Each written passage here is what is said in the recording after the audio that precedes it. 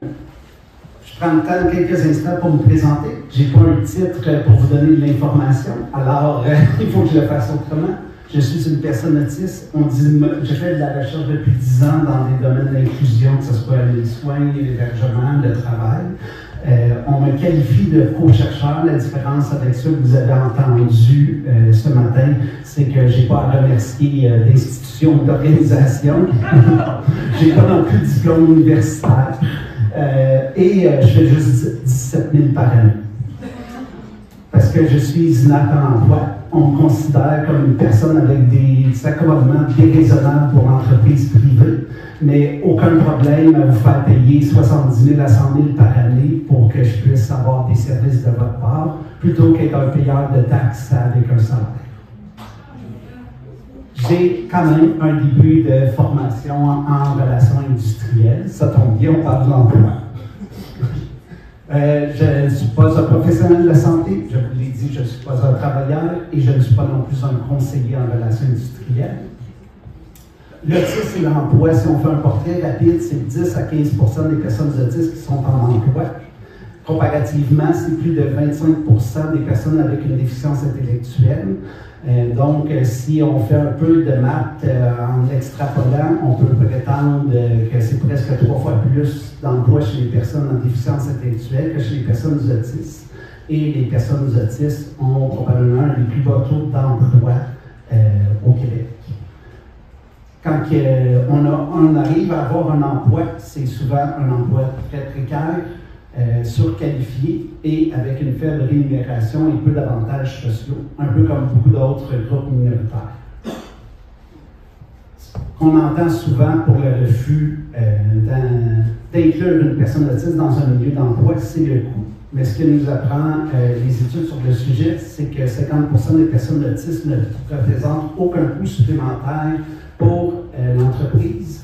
25% sont entre 0 et 300 $ et il reste à 25% avec plus de 300 $. Donc, c'est un faux argument de prétendre qu'inclure une personne autiste dans son entreprise coûte cher, d'autant plus qu'il y a des avantages très importants avec des plus bas taux d'absence, une plus grande fidélisation, plus d'années d'expérience, un plus grand respect des politiques, notamment la santé et sécurité, qui est un enjeu de coût important pour les entreprises.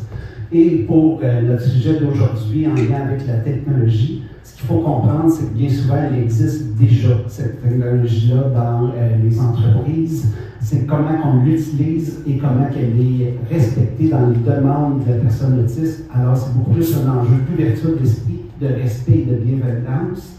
Et surtout qu'il n'y a pas une technologie pour l'autisme ou les personnes autistes. Ça relève des besoins qui sont multivariables de la personne. Donc, il n'y aura pas de solution aujourd'hui unique et une mode d'emploi technologie autiste pour vous, malheureusement.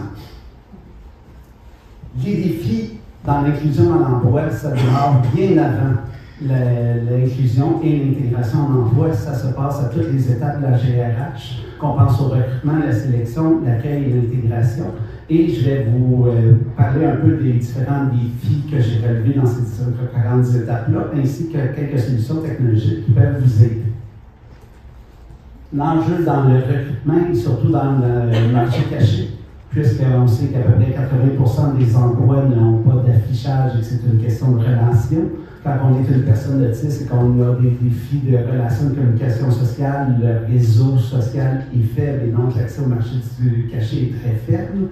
Ce qui fait qu'on a des enjeux avec l'affichage externe limité et le faible réseautage.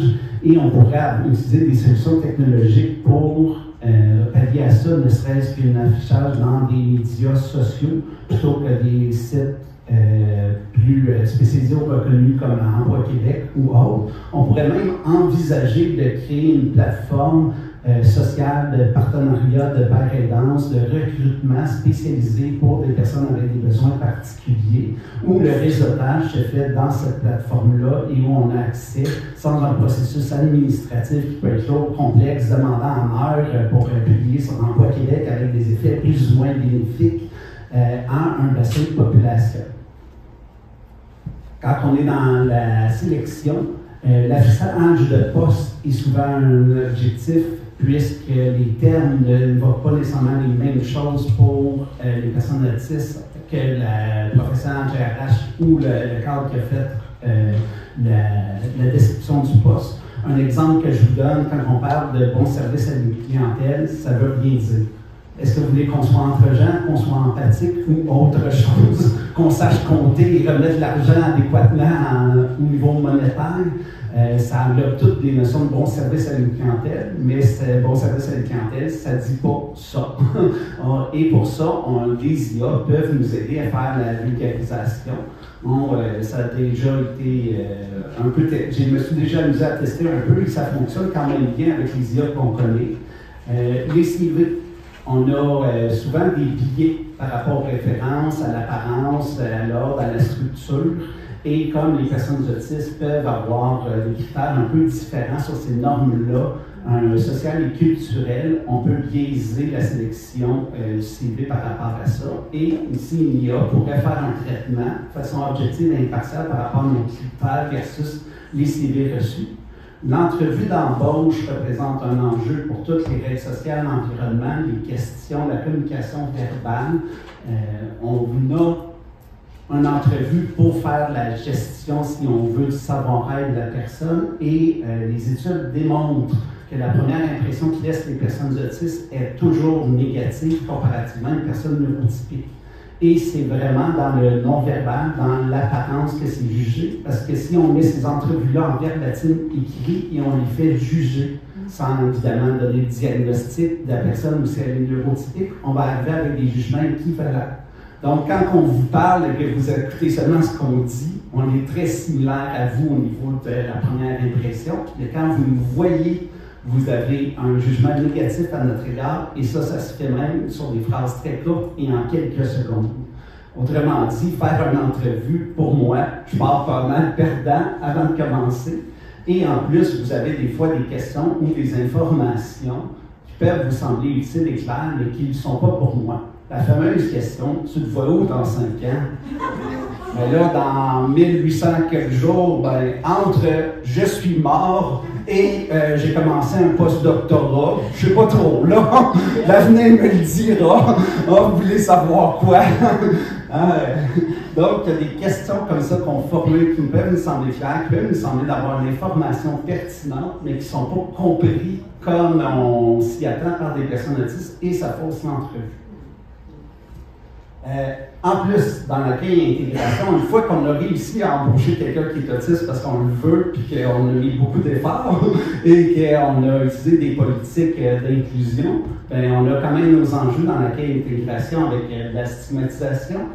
On l'oublie, mais c'est omniprésent, puisqu'un environnement de travail, c'est un environnement social avec des normes culturelles et sociales propres à l'entreprise, auquel la personne autiste doit adhérer pour faire partie du groupe et non être exclue. Et on a tous les enjeux de corridor ou d'alliance de SURA qui doivent aussi être compris, ce qui reste un défi par nature pour la personne autiste, étant donné les enjeux de ce diagnostic-là. Dans ce sens-là, on peut beaucoup plus communiquer par courriel, qui est une forme de communication qui est beaucoup plus neutre, parce que bien souvent on l'oublie, mais communiquer verbalement, c'est pas que ça vous tente de parler. Ça vous tente de faire bien d'autres choses, parce que 90% des choses que vous allez me dire, c'est pas vos mots. Donc, pourquoi vous voulez me parler, j'en ai aucune idée, mais c'est ça qu'on utilise comme communication bien souvent, alors que le message qu'on transmet est fait autrement. Dans un courriel, au moins, les mots restent plus ou moins, je veux dire, présents, et il y a beaucoup moins d'enjeux non-verbaux, même si c'est pas parfait.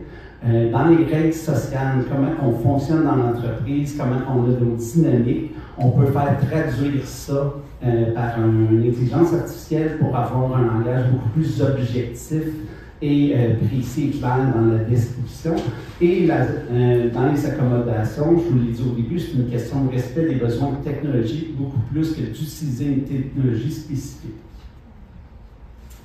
Pour finir, la technologie ne signifie aucunement inclusion, même si on voudrait croire que ça permet l'inclusion. L'inclusion arrive bien avant l'intégration et surtout l'inclusion commence par l'implication des personnes concernées. On a entendu ce matin des personnes concernées pour le handicap physique. Je suis la première à parler d'enjeux invisibles ou santé mentale au niveau diagnostic. Et même dans plusieurs autres présentations qu'on a eues, on pourrait se poser la question, les personnes concernées étaient impliquées où, comment, dans quoi, par rapport au projet qu'on a été évoqué. Donc, si on veut une réelle inclusion, il faudrait déjà commencer par reconnaître la participation des personnes concernées. Et j'en profite pour remercier les organisateurs de la Fédération. Contrairement à 95% de mes activités qui sont dans du bénévolat, aujourd'hui, j'ai une rémunération pour ma participation et la reconnaissance de mon savoir expérientiel.